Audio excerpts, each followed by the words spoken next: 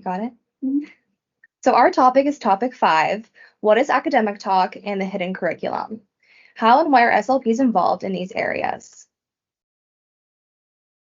The first question to answer is, what is academic talk? This concept refers to the language and communication style used within academic settings. Academic talk can be categorized by several concepts, such as a high level of control by the teacher, questions with known answers, precise academic vocabulary, morphologically complex words, passive sentences, inferential language, linguistic complexity. Academic talk is different from the types of conversations that we have with friends and family. So let's look at where we can see academic talk occurring compared to social talk in the school setting. Academic talk can be seen during turn and talk, during group work, in stations during school activities, and during class instructions. In school, school talk can be seen before announcements, during breaks, at the lunch table with friends, and during recess when playing with friends.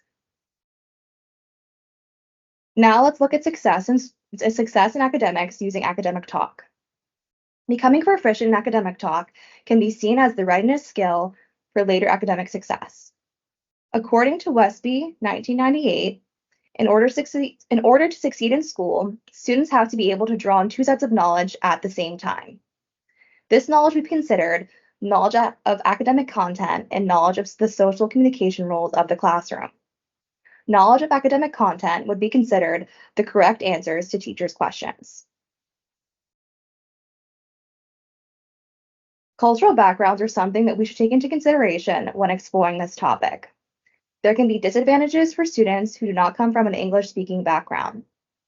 Many students who come from disadvantaged backgrounds or homes where English is not the primary language may have little experience with the kind of talk they will need to succeed in school.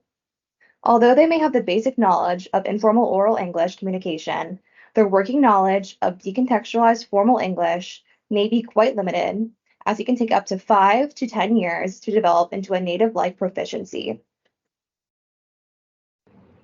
Okay, so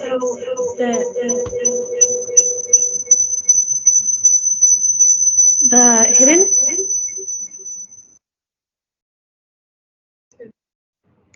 hidden curriculum. The hidden curriculum refers to the guidelines that govern behavior and communication in the classroom.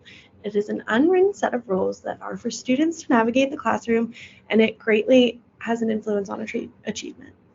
There is a very large difference between academic talk and casual talk, but they are not explicitly taught in schools.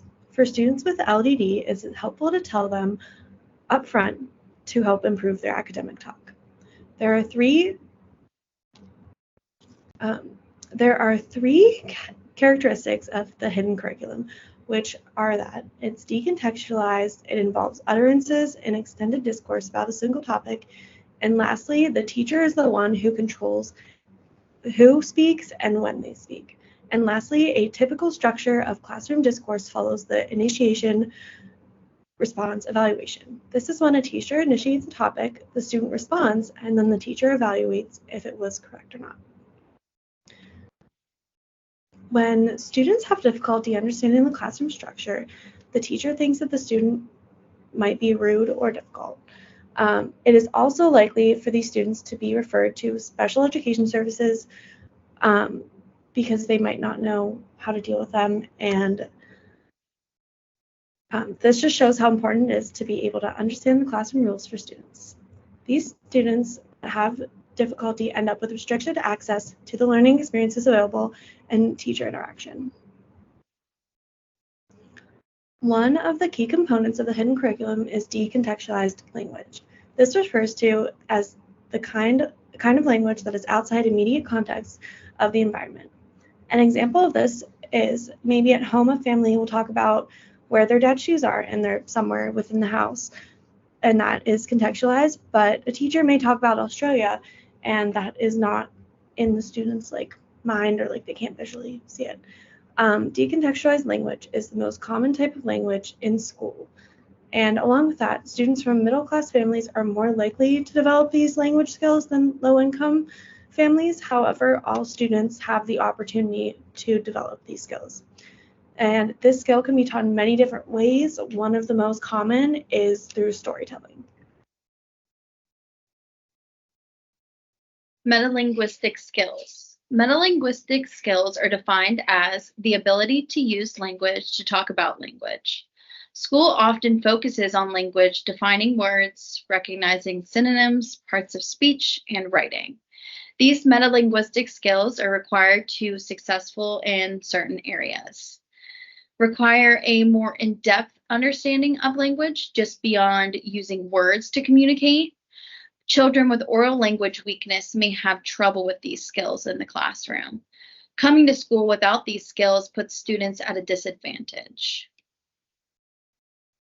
Metacognitive skills and self-regulation, defined as the ability to reflect on, talk about, and manage one's thinking processes. These skills are crucial to have in the classroom setting. In the classroom setting, these skills may present themselves in being able to plan and execute a task efficiently or controlling impulses.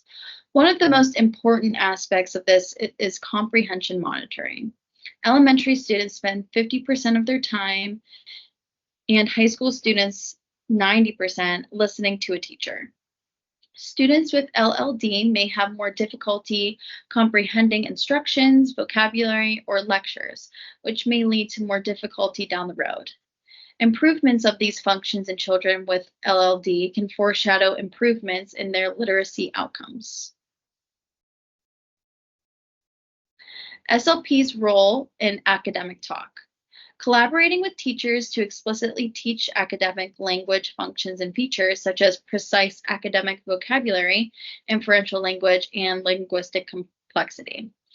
Providing direct instruction and to support students, particularly those from disadvantaged backgrounds or non-English primary language homes, in developing proficiency in academic talk.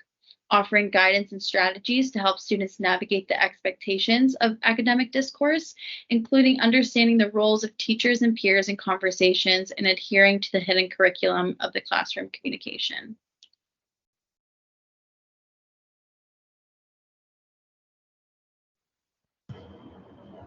Am I still screen sharing? Mm-hmm. Okay. Just continuing with the SLP support, we also want to see SLPs support students with developing hidden curriculum and just being aware of what that is.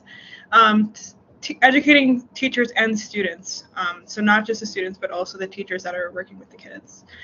We want to basically provide explicit instruction and practice or provide practice opportunities for students in the classroom, especially those with language learning and disabilities or difficulties, as they might need extra instruction. And then SLPs are also offering additional experience and practice opportunities with decontextualized language for students who struggle with participating in the classroom, and specifically with following discourse rules, which can be really difficult for a student that might have trouble with navigating a classroom. And then, of course, the SLP has a role in cultural sensitivity, so not all children come from an English-speaking background, so SLPs need to recognize that and support the needs of every student depending on their background, and that's just through providing guidance and supporting fellow teachers that might be in the classroom, and just allowing students to work together despite their background. The SLP is also going to be providing instruction and practice in metalinguistic skills. So this is the ability to talk about language, as we referred to earlier, and just allowing them to bridge those communication barriers and just overall supporting students in developing awareness of language, specifically morphology, syntax, which in general are important for literacy development. Lastly, an SLP will help a student with self-regulation, which is a metacognitive skill. This is a complex thing, and again, guidance through the classroom, through different activities, through practice, and just overall supporting academic success so they can manage their behavior and their academics in the classroom. And then our multiple choice questions, we have 3 of them that we're just going to read off quickly. Our first question is, which of the following is not a characteristic of academic talk? Failure to gain access to the hidden curriculum can put the success of at-risk students in jeopardy, such as those with LLD. To avoid this, what is the typical structure or sequence of classroom discourse?